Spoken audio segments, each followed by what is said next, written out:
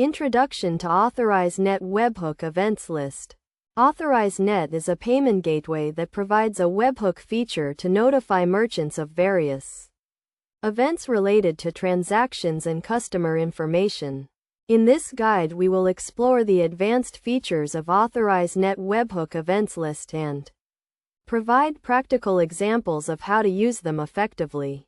Understanding webhook events. Authorize Net webhook events are notifications sent to a merchant's server when a specific event occurs, such as a payment being made or a customer profile being updated.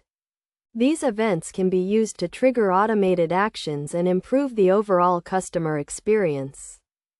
Key webhook events. The following are some of the key webhook events provided by Authorize Net.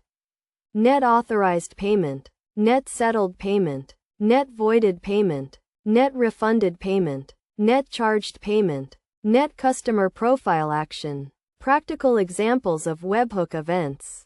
For example, a merchant can use the net authorized payment event to send a confirmation email to the customer when a payment is authorized.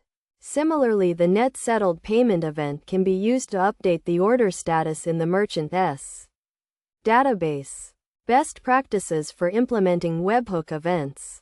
To get the most out of Authorize Net webhook events, merchants should follow these best practices.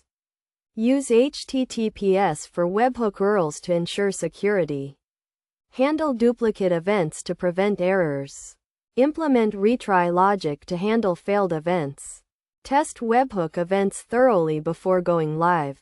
Conclusion. In conclusion, Authorize Net Webhook Events List provides a powerful way for merchants to automate actions and improve the customer experience. By understanding the different types of webhook events and implementing them effectively, merchants can streamline their operations and reduce errors.